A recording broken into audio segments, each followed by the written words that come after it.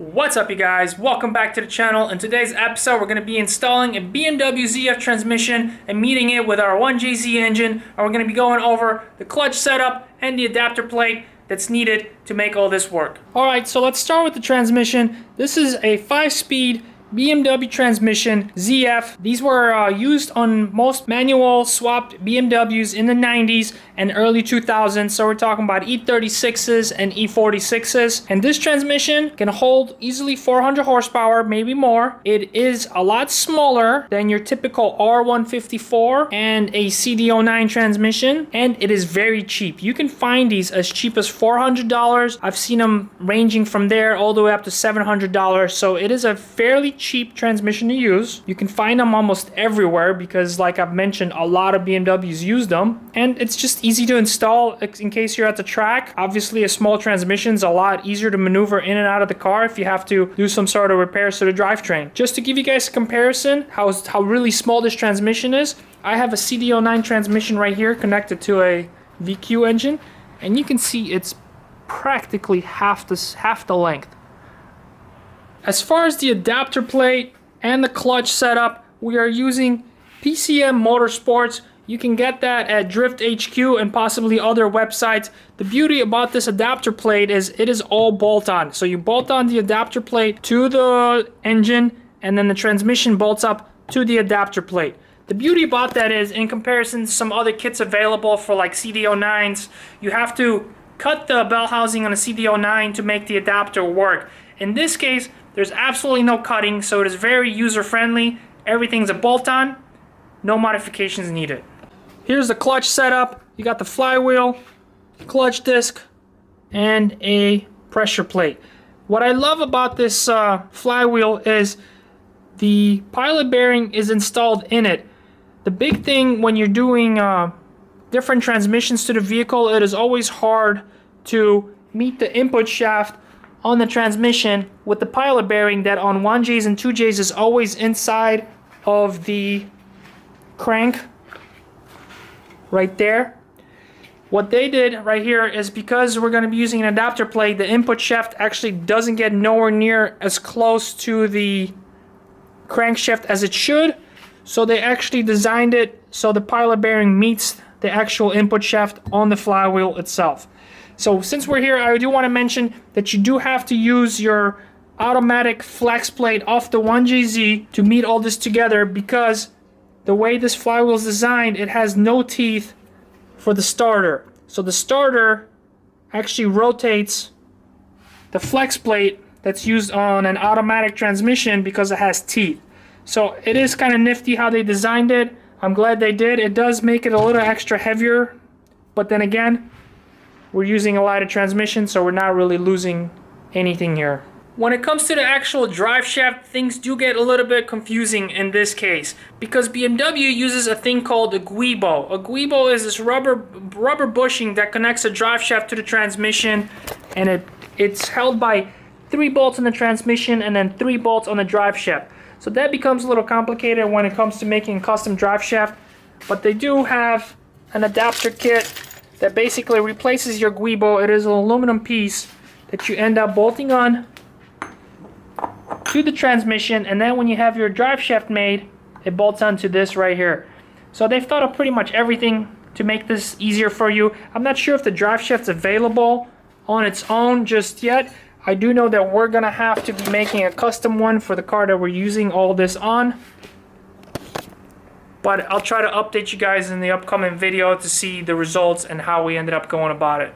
So one thing I want to mention is if you guys end up being in a situation like we were, where we actually sent the engine to the machine shop for a full rebuild, it is highly advised to take the clutch, the flywheel, over with you guys to the machine shop. That way they can balance everything down as good as they can with the clutch setup already mounted onto the crank. Now, when you buy these clutch kits, they are balanced pretty well, and it is not a necessity to do, but it is something that's advised if you're in that situation. Obviously, you don't want to be taking the engine to the machine shop just because you got a new clutch, but if you are doing that, it is a great time, because what they'll end up doing is they'll actually meet it with the actual crank, and they'll rotate it, and they'll see the balance, and they'll adjust the actual clutch and the flywheel to make it as good as they can, to make it as balanced as possible. And that's exactly what the machine shop did. And they told me that they had to drill out the holes just a little bigger here and on the pressure plate, and then they marked everything down how they want me to align it, because that is the way it was all balanced together. So as always, I'll put a link on the bottom to all these items that we're using. That way you guys could check it out yourself. And let's just get straight to installing this, and it's going to be a pretty straightforward video from here. Alright, so to start, there's an adapter that has to be pressed into the crank itself. It basically extends the crank lip so you could put the flywheel on and everything is centered. Just because you have bolts holding the flywheel doesn't mean it makes it center. So this is a very important piece to install. Followed by that, we're going to install the actual adapter plate. And you can see there's a cutout here for the starter already. So you want to put that on the starter. There's 2 dowels in the actual engine block that you can align.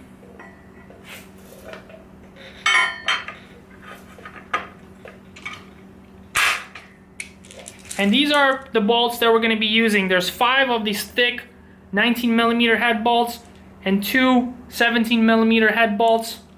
And we're going to install all these first.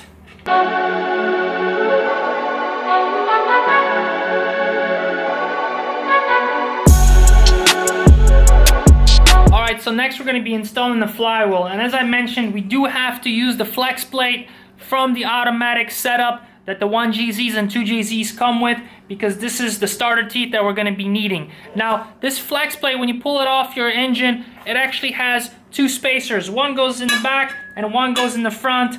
Toyota uses these to reinforce the flex plates because they're really thin material, and it gives you a better clamping force when you have these. And on the back, it probably actually adjusts the distance for the teeth to the starter. So in this kit, they're actually telling you that you only need to use the back plate.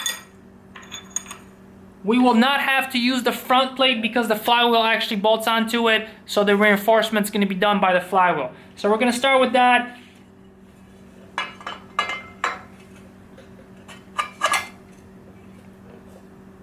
These are the bolts that we're going to be using. There is a total of 8 of these.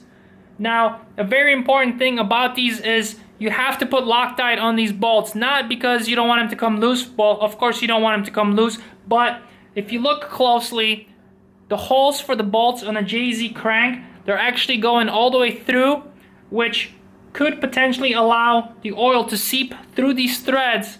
When the engine's running, there's a lot of crank pressure inside the engine, and it will start coming out through here, and you're gonna think it's your main seal or worse. So it is very important to put Loctite on these. That way it seals it up properly and there's minimal chances of anything leaking through the threads.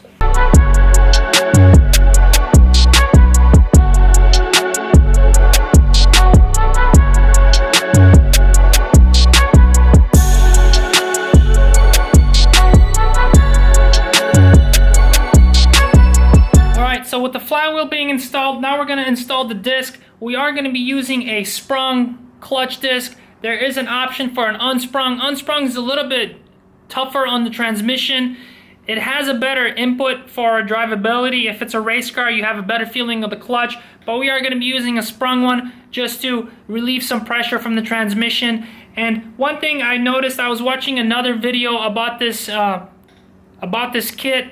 They mentioned that the alignment tool did not come with the kit. Now this kit was purchased by a customer, so I don't know if it came with or without it, but just in case, be prepared that you might have to buy the alignment tool for the BMW clutch transmission. Here's the alignment tool number that we used.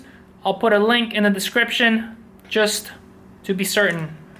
Alright, so now that we got the clutch disc in place and it's aligned with our special tool, we're going to be putting on the pressure plate. It has 3 dowel pins here, so it should be fairly easy to align. And of course, the machine shop was kind enough to already mark this down for us, so everything's aligned to their balancing specifications. And then to hold this pressure plate onto the flywheel, we have 6 of these Allen bolts. I put a little Loctite on these as well, just because I don't want these to come loose. These are a lot smaller bolts, so they're not going to be as tight as the flywheel bolts.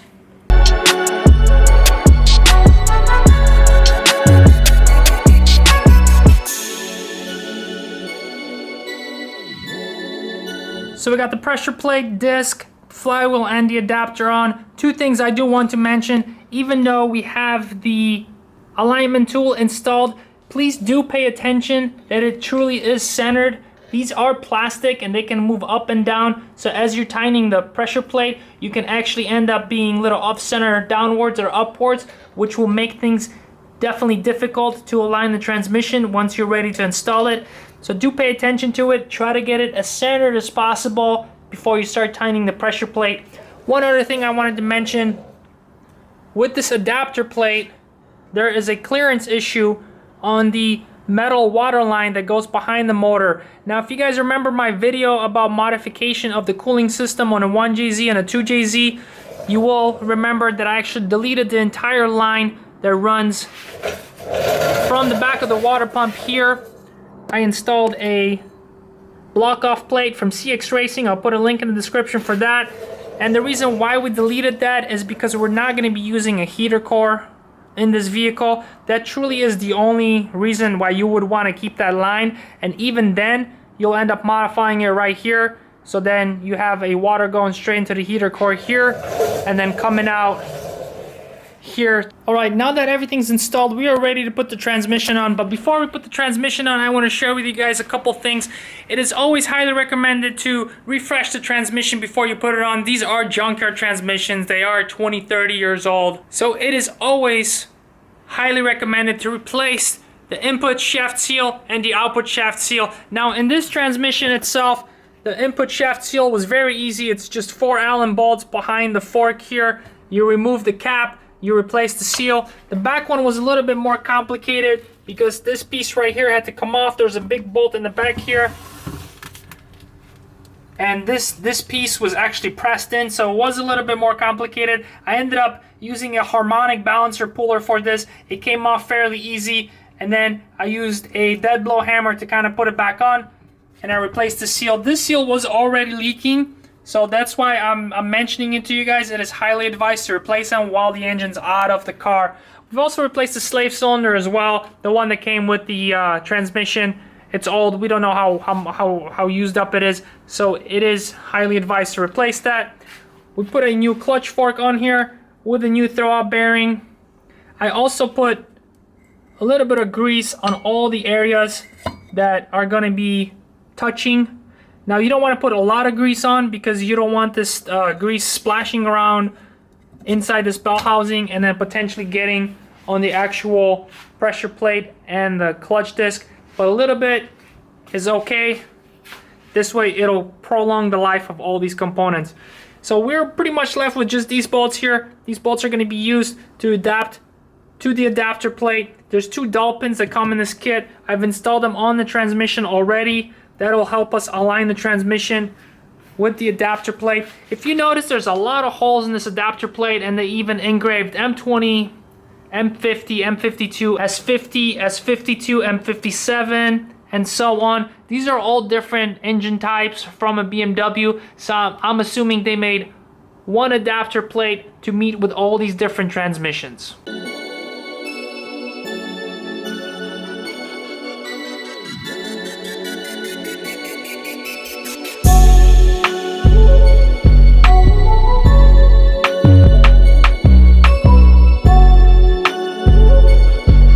Alright you guys, so I got the transmission mounted and all the hardware torqued down. Full disclosure though, I did run into an issue where I realized that the transmission can actually be rotated about 15 degrees and all the bolt holes were actually aligned as well. But what that ended up doing is where the shifter is going to be coming out, it wasn't centered with the engine. So the shifter was actually a little bit off to the side. That would obviously create problems once we install it in the car and we would notice it. Then I have to pull the motor out and then reclock the transmission. Now when I reclocked the transmission to the proper angle, I did realize that this bolt hole right here does not have anything to thread into. It's actually a dud. And then I realized that there is a couple extra hardware bolts which I ended up not using. Based on my assumption, this kit is designed for different types of BMW transmissions. There is probably dozens of different styles of these transmissions created over the years with minor differences. and that is why that adapter plate has all these extra holes to adapt any type of BMW ZF transmission to this setup. That is why we end up with extra hardware bolts. I did go around. This one right here has nothing to be threaded to, and there's one more hole right here. This one does not have any threading in the back. That is actually the reason why I realized that the transmission was shifted and clocked differently. I ended up taking everything back off and I inspected it, and this one just doesn't have anywhere to be threaded to. So it's not a big deal. There's a lot of hardware holding this transmission down, so we'll be okay. One more thing that I noticed when I ended up with the extra hardware is that the upper oil pan actually has holes that's supposed to have bolts in them to bolt up to the adapter plate. These were the 17mm heads bolts that I ended up putting in on this side and on this side of the oil pan. It's just the extra reinforcement for this adapter plate. Now for the final thing, we have a 2JZ starter that we're going to be installing. I already have the hardware bolts here ready to go that are going to bolt into the adapter plate. However, the factory JZ starter has threaded holes, and we will need to drill the threads out to make the diameter of these holes big enough for these bolts to go through it. Alright, so everything's on. I got the starter on. The entire transmission is on. Hopefully it's clocked correctly now. I even put this sweet downpipe back on for the gram. Make it all look nice. Send some pictures to my buddy. I'm sure he's going to be excited to see this thing come together. We're pretty much ready to drop this engine into his S13. Now, it took me about 2 hours to put the clutch kit on and the transmission on. The kit does not come with any instructions, so the hardware was the hard part, trying to figure out where the bolts go. Every bolt's a different size, so that took a while there. It also took me an additional hour to swap the front and main seal on the transmission that I mentioned earlier, and I highly recommend you guys doing it. Now, since there was no instructions for this kit, I did do some research before I started this job. I did find a YouTuber that covered it very well in his vlog a few months back. I'll put a link in the description for that video down there. Shout out to that guy. It definitely helped me out and made things a lot quicker. Other than that, hope this video helps you guys out a little bit. Hope you enjoyed it. Maybe even learned something. Stay tuned for more videos like that, and I'll catch you guys on the next one. Peace.